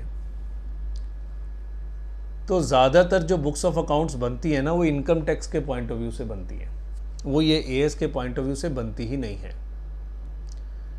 इसलिए आपको ये पता होना चाहिए कि पहली बात तो एएस के पॉइंट ऑफ व्यू से बुक्स बनाता कौन है, क्योंकि ज़्यादातर लोग तो इनकम टैक्स के पॉइंट ऑफ व्यू से बुक्स बनाते हैं, और दूसरा बनाते हैं तो क्या हर व्यक्ति अकाउंटिंग स्टैंडर्ड लगा के बैठे है? क्योंकि एक आम व्यक्ति को नहीं पता होता कि बुक्स में कब एएस लगने हैं कब नहीं लगने। एक जनरल अकाउंटेंट को भी नहीं पता होता, ये सिर्फ चार्टर्ड अकाउंटेंट को पता होता है कि कब एएस लगने हैं और कब नहीं लगने। अगर आप इनकम टैक्स के पॉइंट ऑफ व्यू से बुक्स बना रहे हैं फिर नहीं लगते एएस, क्योंकि इनकम टैक्स के तो अलग रूल है। इनकम टैक्स तो मर्जी से जब मर्जी डेबिट करवा देता है, जब मर्जी डेबिट नहीं करवाता है। सो इनकम टैक्स तो अपने हिसाब से चलता है। सो अब हम बात करते हैं कि कंपनीज का क्या स्टेटस है, कि कंपनीज एएस लगाती हैं कि नहीं लगाती हैं। तो बच्चे सुन लो, कंपनीज के लिए अकाउंटिंग स्टैंडर्ड्स मैंडेटरी हैं। मैंडेटरी मतलब कंपनीज को एएस लगाने ही पड़ते हैं। सो कंपनीज के यहाँ दो बुक्स ऑफ अकाउंट्स बनती हैं, एक टैक्सेशन के पॉइंट ऑफ व्यू से, दूसरी अकाउंटिंग स्टैंडर्ड्स के पॉइंट ऑफ व्यू से। यस, हर कंपनी के लिए ज़रूरी है। सर कहाँ लिखा है कंपनीज के लिए एएस लगाने ज़रूरी हैं? सेक्शन 129 ऑफ कंपनीज एक्ट 2013 कहता है कि हर कंपनी के बुक्स ऑफ अकाउंट्स पे अकाउंटिंग स्टैंडर्ड लगने ज़रूरी हैं। सो कंपनीज के लिए अकाउंटिंग स्टैंडर्ड्स को मैंडेटरी किया गया है। हर कंपनी के लिए एएस लगाने मैंडेटरी हैं, उनको लगाने ही पड़ते हैं। सर कौन से अकाउंटिंग स्टैंडर्ड्स? मैंने कहा जी इसकी क्या मतलब होता है जी, कौन से अकाउंटिंग स्टैंडर्ड्स? अकाउंटिंग स्टैंडर्ड्स भी कई हैं, हाँ दो तो आपने ही पढ़े हैं, एक अकाउंटिंग स्टैंडर्ड और एक इंड एएस। सो कंपनीज एक्ट कहता है जो भी कंपनी अकाउंटिंग स्टैंडर्ड रूल्स में लिखे हैं, और ये रूल्स हैं 2006 के, as amended by 2009, as amended by 2016, as amended by 19, as amended by 20, amendment होती रहती है। कंपनी अकाउंटिंग स्टैंडर्ड रूल्स 2006 में जो स्टैंडर्ड्स लिखे हैं वो वाले स्टैंडर्ड्स हैं, और ये वही स्टैंडर्ड्स होते हैं जो ICAI ने बनाए होते हैं। तो क्या ICAI द्वारा बने हुए स्टैंडर्ड्स सीधे कंपनी लॉ में आ जाते हैं और कंपनीज पे एप्लीकेबल हो जाते हैं? The answer is no. ICAI अपने स्टैंडर्ड बनाता है, फिर उस स्टैंडर्ड को भारत सरकार की एक कमेटी है नफरा, नेशनल फाइनेंशियल रिपोर्टिंग अथॉरिटी, उसके पास भेजता है, और नेशनल फाइनेंशियल रिपोर्टिंग अथॉरिटी से अप्रूवल होने के बाद ही वो स्टैंडर्ड कंपनीज पे एप्लीकेबल होता है। सो ये नफरा भारत सरकार की कमेटी है, मिनिस्ट्री ऑफ कॉरपोरेट अफेयर्स के अंडर ये कमेटी आती है। सो नफरा द्वारा अप्रूव्ड होने के बाद ही ये स्टैंडर्ड जो हैं वो कंपनीज पे अप्लाई हो सकते हैं। मतलब भारत सरकार ने स्टैंडर्ड बना दिया तो वो सीधा कंपनीज पे नहीं लगता, नहीं लगता, उसको नफरा द्वारा अप्रूव्ड होना ज़रूरी है। सो भारत सरकार ने 29 स्टैंडर्ड्स बनाए हैं, क्या सारे नफरा द्वारा अप्रूव्ड हैं? यस बच्चे, भारत सरकार ICAI ने 29 स्टैंडर्ड बनाए हैं, क्या सारे नफरा द्वारा अप्रूव्ड हैं? यस। और एक बात बताता हूँ, ICAI ने तो 32 तक स्टैंडर्ड्स बनाए थे, बट 30, 31, 32 नफरा ने कभी अप्रूव ही नहीं किया। पहले नकास होता था, अभी नफरा है, पहले नकास होता था, national advisory committee on accounting standards, पहले नकास होता था। सो पहले नकास अप्रूवल करता था, अभी नफरा करता है। सो नकास ने कभी 30, 31, 32 को अप्रूवल ही नहीं दिया, तो वो कभी अप्लाई नहीं हुए, तो फिर ICAI ने भी उसको विड्रॉ कर लिया। सरकार ने बड़ी गेम चलाई हुई है कि आईसीआई के कहने पे कोई अकाउंटिंग स्टैंडर्ड कंपनीज पे नहीं लगेंगे, नफरा द्वारा अप्रूवल लो, और वो सरकार है और सरकार से अप्रूवल लेनी आपको पता है कितना मुश्किल काम है। सब कंपनीज पे एएस मैंडेटरी है जी, सारी कंपनीज को एएस लगाने पड़ते हैं। अगली बात, एएस लगाने के लिए कंपनीज को 2 हिस्सों में बांटा गया है। एएस लगाने के लिए कंपनीज को 2 हिस्सों में बांटा गया है। एक होते हैं स्मॉल एंड मीडियम कंपनीज, जिसको प्यार से बोलते हैं क्या, एसएमसीज, और दूसरे होते हैं नॉन एसएमसीज। तो एसएमसीज मतलब छोटा कंपनी, छोटी कंपनी, नॉन एसएमसी मतलब बड़ी कंपनी। अब ये क्यों बनाए गए हैं, मतलब कंपनीज को छोटे बड़े में क्यों बांटा गया? क्योंकि बच्चे जो छोटी कंपनियां हैं ना, इनको कुछ एग्जम्पशंस दिए गए हैं कि आप ये वाला एएस ना लगाओ। वो कह रहा है छोटी कंपनी है, कोई एएस मुश्किल होता है, उसको लगाने में इसका खर्चा ही बहुत हो जाएगा, तो ये इतना खर्चा झेल नहीं पाएगा। तो एसएमसीज को एग्जम्पशंस दिए गए हैं, जबकि नॉन एसएमसीज को किसी तरह की कोई भी एग्जम्पशन अवेलेबल नहीं है। नॉन एसएमसीज को 27 के 27 अकाउंटिंग स्टैंडर्ड्स लगाने हैं और दिल से लगाने हैं, वो मना नहीं कर सकते किसी भी अकाउंटिंग स्टैंडर्ड्स के रिगार्डिंग। सारे अकाउंटिंग स्टैंडर्ड उन पे लगते हैं नॉन एसएमसीज की बात करें तो, पर एसएमसीज को एग्जम्पशंस अवेलेबल हैं। अब ये एग्जम्पशंस फर्दर 2 तरह की हैं। एक होती हैं फुल एग्जम्पशंस, दूसरी होती हैं पार्शियल एग्जम्पशंस। फुल एग्जम्पशन मतलब पूरे का पूरा एएस ही आप पे नहीं लगेगा, और 2 ही एएस है जिसमें फुल एग्जम्पशन है, एएस 3 और एएस 17। 2 ही अकाउंटिंग स्टैंडर्ड्स हैं जिसमें फुल एग्जम्पशन है, that is as 3 and as 17, कि ये अकाउंटिंग स्टैंडर्ड आप पे लगेंगे ही नहीं। आपको कैश फ्लो बनाना है, मर्जी से बनाइए। एएस 17 है सेगमेंट रिपोर्टिंग, अपने कोर्स में है, आपको सेगमेंट रिपोर्ट बनाना है, मर्जी से बनाइए। एएस 3 और एएस 17 में फुल एग्जम्पशन है। पार्शियल एग्जम्पशन वाले ज़्यादा हैं, 15, 19, 20, 28 और 29। पार्शियल एग्जम्पशन का क्या मतलब है कि एएस तो आप पे लगेगा, पर इसके कुछ प्रोविजंस आप पे नहीं लगेंगे। अब वो कौन से हैं ये तो एएस पढ़ के पता लगेगा। ये 3 अपने कोर्स में हैं, 19, 20 और 29। फुल एग्जम्पशन का मतलब है कि ये पर्टिकुलर अकाउंटिंग स्टैंडर्ड आप पे लगेगा ही नहीं, और पार्शियल एग्जम्पशन का मतलब है कि एएस तो आप पे लगेगा, बट आपको एक उसके कुछ रूल्स, कुछ पर्टिकुलर प्रोविजन से एग्जम्पशन है। इसलिए कंपनीज को 2 हिस्सों में बांटा गया है। एसएमसीज को एग्जम्पशंस दिए गए हैं, पर नॉन एसएमसीज को एग्जम्पशन नहीं दिए जाते। मैं सारी बातें पुरानी रिपीट ही कर रहा हूँ, नया कुछ है ही नहीं, सब बताया हुआ है। नाउ द क्वेश्चन इज, ये पता कैसे लगता है कि कौन सी कंपनी एसएमसी और कौन सी नॉन एसएमसी? तो इंस्टीट्यूट ने या कंपनीज एक्ट ने नॉन एसएमसीज को डिफाइन किया है। वो कहता है 5 कंडीशंस हैं, अगर इनमें से कोई एक भी कंडीशन पूरी हो गई तो वो कंपनी नॉन एसएमसी कहलाएगी। कितनी कंडीशंस हैं? 5 कंडीशंस है। कितनी पूरी करनी है? सिर्फ एक, तो वो नॉन एसएमसी बन जाएगी। मैंने कहा जी बताओ क्या है। वो कह रहा है, पहला है जी लिस्टेड कंपनीज और companies in the process of listing. जितनी भी देश में लिस्टेड कंपनियां हैं वो सारी नॉन एसएमसी हैं, उनको कोई एग्जम्पशन नहीं मिलेगी। यहाँ जो प्रोसेस ऑफ लिस्टिंग में भी है, प्रोसेस मतलब जो भी लिस्टिंग के दौर से गुजर रही हैं, उन्होंने सेबी में अपना रेड हेरिंग प्रोस्पेक्टस फाइल कर दिया है और अभी तक वो लिस्ट हुई नहीं, पर हो जाएंगी जल्दी, उनको बड़ी कंपनीज बोला जाता है। दूसरा, बैंकिंग कंपनीज, इंश्योरेंस कंपनीज और एनबीएफसीज,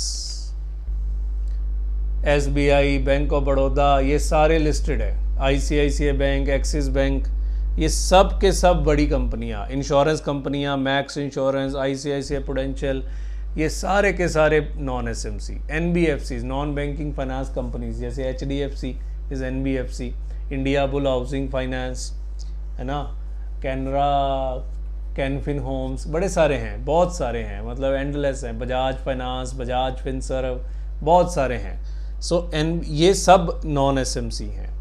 अब ये तो हो गए बड़े बड़े लोग, है ना, लिस्टेड बैंक, इंश्योरेंस, एनबीएफसी। क्या आपके और मेरे जैसे लोगों की कंपनी भी नॉन एसएमसी हो सकती है? हो सकती है। Company whose turnover exceed 250 crore during the previous year. इसमें अमेंडमेंट हुई थी पिछले साल। जिस कंपनी की टर्नओवर पिछले साल 250 करोड़ है, अगले साल उसको नॉन एसएमसी माना जाता है। या company whose borrowing exceed 50 crore at any time during the previous year. या तो आपकी टर्नओवर 250 करोड़ से ज़्यादा है तो भी आप अगले साल नॉन एसएमसी हैं, या पिछले साल किसी भी समय अगर आपकी बोरोविंग्स 50 करोड़ से ऊपर चली गई तो भी आप नॉन एसएमसी हैं। और एक ही पूरी करनी है किसी भी समय, मतलब मैंने 50 करोड़ का लोन लिया, और 60 करोड़ का लोन लिया और अगले दिन वापस कर दिया, क्या मैं नॉन एसएमसी बन जाऊंगा? यस, बन जाओगे। So companies whose borrowings exceed 50 crore at any time during the previous year, किसी भी समय। और last, holding and subsidiary of all the above entities, इन सब के होल्डिंग, इन सब के सब्सिडरी। होल्डिंग सब्सिडरी आपने लॉ में पढ़ा होगा, नहीं पढ़ा तो मेरे पास पूरा चैप्टर है कंसोलिडेशन के ऊपर, वहां पढ़ाएंगे। Holding and subsidiary of all the above entities, इन सब के होल्डिंग्स और इन सब के सब्सिडरीज, दे आर ऑल्सो क्या? Non SMCs. सो 5 कंडीशंस दिए गए हैं, पांचों में से कोई एक भी कंडीशन अगर इस साल पूरी हो गई तो अगले साल से आपको नॉन एसएमसी माना जाएगा, और नॉन एसएमसीज को किसी तरह की कोई एग्जम्पशन नहीं मिलेगी। सो ये मैंने सारे पॉइंट्स ब्रीफ करके बता दिए कि कंपनीज पे एएस लगते हैं या नहीं लगते हैं। तो क्या सीखा? कंपनीज पे एएस लगते हैं, हाँ लगते हैं। सब कंपनीज पे लगते हैं, हाँ मैंडेटरी हैं सबके लिए। बस 2 हिस्सों में बांटा गया है कंपनीज को, एसएमसीज और नॉन एसएमसीज। एसएमसीज को एग्जम्पशन है, नॉन एसएमसीज को कोई एग्जम्पशन नहीं है। नॉन एसएमसी कौन है? या वो लिस्टेड है या प्रोसेस ऑफ लिस्टिंग में है, बैंकिंग, इंश्योरेंस या एनबीएफसी है, या जिसकी टर्नओवर पिछले साल 250 करोड़ से ज़्यादा है, या जिसकी बोरोइंग पिछले साल किसी भी समय पे 50 करोड़ से ज़्यादा है, या holding and subsidiary of all the above entities. Clear है? अब बात करते हैं नॉन कंपनीज की। वैसे मैं आपको बता दूं कि प्रैक्टिकली एएस कंपनीज ही ज़्यादा लगाती हैं, क्योंकि कंपनीज एक्ट ने बोला हुआ है कि आपको एएस के अकॉर्डिंगली बुक्स बनाने पड़ेंगे, इसलिए कंपनीज को एएस लगाने पड़ते हैं। और कंपनीज को 2 तरह के बुक्स बनाने पड़ते हैं, एक एएस के पॉइंट ऑफ व्यू से और दूसरा टैक्सेशन के पॉइंट ऑफ व्यू से। But what about non companies? Non companies मतलब जैसे पार्टनरशिप फर्म, जैसे cooperative societies, sole proprietor, एलएलपीज, limited liability partnerships, ये सारे क्या हैं? Non companies. चलो हम पार्टनरशिप की बात करते हैं। क्या पार्टनरशिप एक्ट में लिखा है एएस लगाने के लिए? पार्टनरशिप एक्ट तो 1932 का है, तब एएस कहाँ होते थे? कंपनीज एक्ट ने तो खुद ही लिख दिया ना कि हर कंपनी को एएस लगाने पड़ेंगे जी। पार्टनरशिप एक्ट में कुछ नहीं लिखा, सोल प्रोप्राइटर का तो कोई एक्ट ही नहीं है। ट्रस्ट सोचो, ट्रस्ट का कोई एक्ट में लिखा हुआ है, 1882 का ट्रस्ट एक्ट है। तो क्या इन लोगों पे एएस लगते हैं? बच्चे लगते हैं, पर इनडायरेक्ट वे से लगते हैं। सर मतलब आईसीएआई ने एक फ्रेमवर्क निकाला हुआ है, फ्रेमवर्क ऑन अकाउंटिंग स्टैंडर्ड। उस फ्रेमवर्क में ये बात लिखी है कि नॉन कंपनीज पे अकाउंटिंग स्टैंडर्ड लगेंगे अगर वो रिपोर्टिंग एंटिटी हैं तो। मतलब अगर नॉन कंपनीज रिपोर्टिंग एंटिटी नहीं है तो उनको अकाउंटिंग स्टैंडर्ड लगाने की जरूरत भी नहीं है। अगर नॉन कंपनीज रिपोर्टिंग एंटिटी नहीं है तो उनको अकाउंटिंग स्टैंडर्ड लगाने की भी ज़रूरत नहीं है। सर रिपोर्टिंग एंटिटी क्या होता है कि आपने बुक्स बना के किसी को रिपोर्ट करनी है। अब पार्टनरशिप फर्म ने तो किसी को रिपोर्ट नहीं करना होता है ना ही सोल प्रोप्राइटर ने करना है, कंपनी ने तो बोर्ड ऑफ डायरेक्टर्स को रिपोर्ट करना होता है, पर यहाँ तो कुछ शेयर होल्डर्स को रिपोर्ट करना होता है, यहाँ तो ऐसा कुछ होता नहीं। तो फिर ये रिपोर्टिंग कब होते हैं? ज़्यादातर एक ही सिचुएशन होती है, जब ये बैंक से लोन लेते हैं तो इनको फाइनेंशियल स्टेटमेंट्स बना के बैंक में जमा कराने होते हैं। तो ये रिपोर्टिंग होगी ना कि हमें बैंकों को क्या करनी है, रिपोर्टिंग करनी है। तो ज़्यादातर एक ही सिचुएशन आती है कि जब इनको बैंकों को रिपोर्ट करना होता है। तो समझ लो कि नॉन कंपनीज पे ये सिर्फ तब लगते हैं कि अगर वो रिपोर्टिंग एंटिटी हैं। पर ये किसी कानून ने नहीं लिखा, ये तो आईसीआई ने लिखा ना, और आईसीआई कोई लॉ मेकिंग बॉडी थोड़ी ना है। पार्टनरशिप फर्म आईसीआई की बात क्यों मानेगा? सोचने वाली बात है ना। आईसीआई ने लिख दिया कि अगर आप रिपोर्टिंग एंटिटी हैं तो आप एएस स्किल लगा के बुक्स बनाइएगा। पार्टनरशिप फर्म कहता जहां मैं नहीं बनाता, तू क्या कर लेगा मेरा? तू कौन सा कोई सरकार है? तो आईसीआई कौन सा कोई लॉ मेकिंग बॉडी है? तभी मैंने बोला था एक इनडायरेक्ट रूट पकड़ा गया। आईसीआई बोलता है पार्टनरशिप फर्म को, मैं तुझे तो कुछ नहीं कह सकता, पर जिस चार्टर्ड अकाउंटेंट ने तेरी बैलेंस शीट की अप्रूवल करनी है, ऑथराइजेशन करनी है, बैलेंस शीट साइन करनी है, मैं उसको तो पकड़ सकता हूं।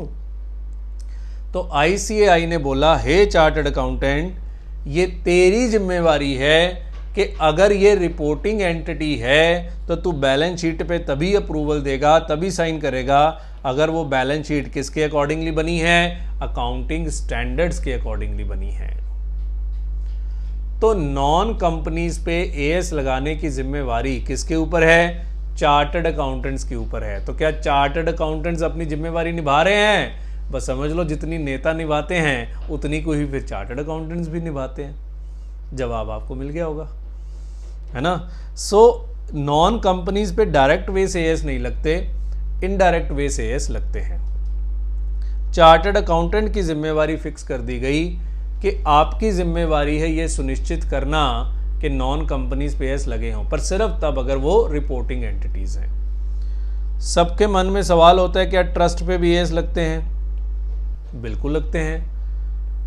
अगर ट्रस्ट एक रिलीजियस और चैरिटेबल ट्रस्ट है, रिलीजियस एंड चैरिटेबल ट्रस्ट है, जैसे गोविंद गोधाम लुधियाना में, रिलीजियस और सिर्फ दया धर्म कर्म का ही काम करते हैं, कोई व्यापार नहीं करते, तो ट्रस्ट पे एएस लगाने की जरूरत नहीं है। कारण वो बेचारे कौन सा व्यापार करते हैं जो आप उनके एएस लगा के ट्रू एंड फेयर प्रेजेंटेशन लाना चाहते हो? एएस लगाने का तो एक ही ऑब्जेक्टिव है ना कि ट्रू एंड फेयर प्रेजेंटेशन आनी चाहिए, पर वो कौन सा व्यापार करते हैं? सो अगर ट्रस्ट व्यापार नहीं करता, वो रिलीजियस एंड चैरिटेबल ट्रस्ट है, एएस नहीं लगते। पर अगर ट्रस्ट एक बिजनेस ट्रस्ट है या ट्रस्ट एक व्यापार करता है तो फिर आपको ट्रस्ट पे भी एएस लगाने पड़ेंगे। मान लो ट्रस्ट का 90% काम चैरिटी का है, 10% बिजनेस है, तो पूरी ट्रस्ट पे ही एएस लगाने पड़ेंगे, मतलब 100% पे। चाहे छोटा सा भी हिस्सा बिजनेस हुआ तब भी आपको ट्रस्ट पे अकाउंटिंग स्टैंडर्ड्स लगाने पड़ेंगे। क्लियर हो गई बात? मैंने बोला था ना सत्संग है। सो आईसीआई ने एएस लगाने के लिए नॉन कॉरपोरेट एंटिटीज को 4 हिस्सों में बांटा है। बच्चे पहले 3 होते थे, तो ये भी अमेंडमेंट हुई है 2021 में। Level 1 entities, level 2 entities, level 3 entities और लेवल 4 एंटिटीज। सो आईसीआई ने नॉन कॉरपोरेट एंटिटीज को एएस लगाने के लिए 4 हिस्सों में बांटा है।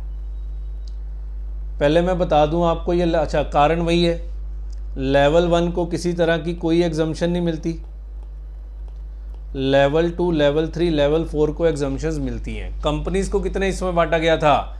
2 हिस्सों में। पर नॉन कंपनीज को कितने हिस्सों में बांटा गया है? 4 हिस्सों में। और फिर एग्जम्पशंस भी अलग अलग है सबकी। लेवल 1 मतलब सबसे बड़ी एंटिटी, लेवल 4 मतलब सबसे छोटी एंटिटी। तो एएस लगाने के लिए इनको 4 हिस्सों में बांटा गया है। What is level 1? वही बच्चे 5 कंडीशंस हैं और कोई एक पूरी करनी है, और वो पांचों मैं आपको बता चुका हूँ।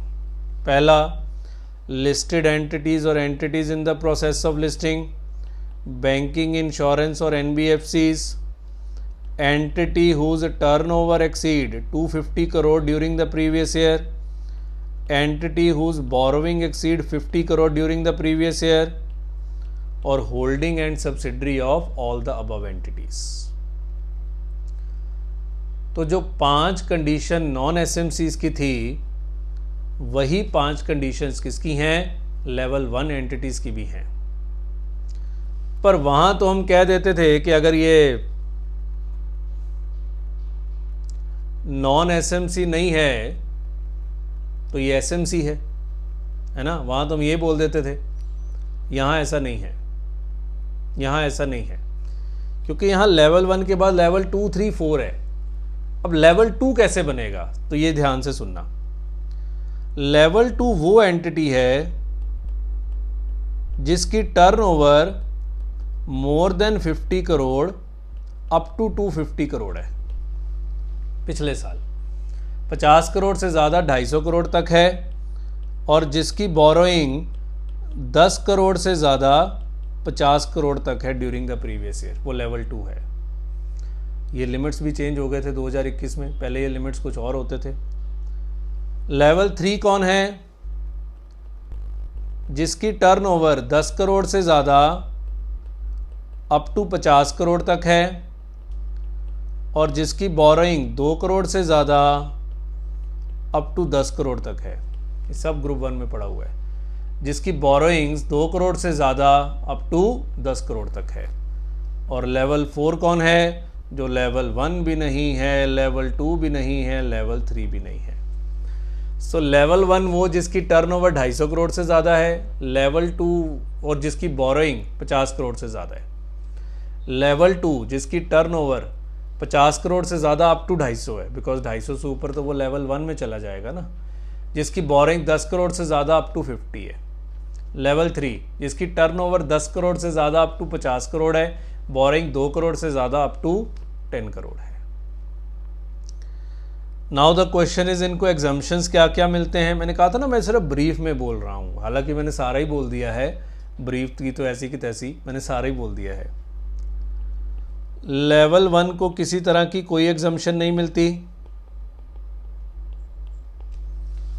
लेवल 2 को 2 तरह की एग्जम्पशन है, वैसे जैसे एसएमसीज को थी, फुल एग्जम्पशन और पार्शियल एग्जम्पशन। एसएमसीज को थी फुल एग्जम्पशन 3 और 17, इसको है 3, 17 और 20। और पार्शियल एग्जम्पशन वही है 15, 19, 28 और 29। लेवल 3 की एग्जम्पशंस कम होनी चाहिए कि ज़्यादा होनी चाहिए? ज़्यादा होनी चाहिए, क्योंकि ये तो लेवल 2 से भी छोटे हैं। सो 3 की एग्जम्पशन उससे भी कम होने चाहिए, है ना? हाँ जी। सो फुल एग्जम्पशन 3, 17 और 20 तो है ही है, क्योंकि जो लेवल 2 को मिल रही हैं वो लेवल 3 को तो मिलेंगी ही मिलेंगी, पर यहाँ एक्स्ट्रा भी है 18 और 24। सर ये याद करनी है? नहीं, सिर्फ एक बार सुन लो। पार्शियल वही है 15, 19, 28, 29, और यहाँ एक्स्ट्रा भी है 10 और 11। मतलब जितनी छोटी एंटिटी उतनी ज़्यादा एग्जम्पशंस। अब लेवल 4 को ये वाली एग्जम्पशंस तो मिलनी है, तो ये तो अपन कॉपी कर लेते हैं। लेवल 4 को ये वाली एग्जम्पशंस तो मिलनी है, 3, 17, 20, 28 और 24, प्लस उनको 28 में भी फुल एग्जम्पशन है। पार्शल 15, 19, 28, 29, 10, 11 तो है ही हैं, 3 और है, 22, 13 और 26 में भी एग्जाम्पशन है। सब बहुत सारी पार्शियल फुल एग्जाम्पशंस हैं, इतना आपको नहीं टेंशन लेने की ज़रूरत है क्योंकि ये सब ग्रुप 1 के कोर्स में था। मैंने तो जस्ट एक भूमिका बनानी थी कल के लेक्चर के लिए कि चलो एक भूमिका बनी होनी चाहिए कि जिससे हम अपना कल का लेक्चर स्टार्ट कर सकें, कि एएस के बारे में एक बार दोबारा जान लें कि अकाउंटिंग स्टैंडर्ड्स क्या होते हैं, कौन अकाउंटिंग स्टैंडर्ड लगाता है, किसको क्या एग्जम्पशन है, ये कुछ नहीं लर्न करना, ये सब हमने ग्रुप 1 में लिखवाया हुआ है। सो लिखने की भी ज़रूरत नहीं है, नहीं लिखा हुआ है तो यूट्यूब पे जाके लिख सकते हैं। क्लियर है? So that's it about introduction of as. आज की क्लास भी यही ख़त्म करते हैं। कल की क्लास से अब हम फॉर्मली अपना सिलेबस स्टार्ट करेंगे अकाउंटिंग स्टैंडर्ड नंबर 19 से, अकाउंटिंग स्टैंडर्ड नंबर 19 से। क्लियर है? सो आई होप सो आपको मेरी बात समझ में आई होगी, मेरी हैंड राइटिंग समझ में आई होगी, है ना, शब्दावली तो समझ आई गई होगी क्योंकि मैं शुद्ध हिंदी बोलता हूँ। क्लियर है? चलिए, सो क्लास यहाँ ख़त्म करते हैं। अब कल फॉर्मली मिलेंगे। फर्स्ट लेक्चर के साथ ही वॉल्यूम 1 भी अपलोड हो जाएगा, प्रिंट ले लीजिएगा। वॉल्यूम 2 में अकाउंटिंग स्टैंडर्ड्स कराने के, या मैं दोनों ही अपलोड कर दूंगा, वॉल्यूम 1 और वॉल्यूम 2 भी, ताकि आप प्रिंट फिर इकट्ठे ले सकें, नहीं तो फिर आपको 2 बार जाना पड़ेगा। ठीक है? सो बुक्स आपकी दोनों कोर्स के साथ ही अपलोड हो जाएंगी। चलिए, सो आज की क्लास यहाँ ख़त्म करते हैं। बहुत बहुत धन्यवाद। बाय।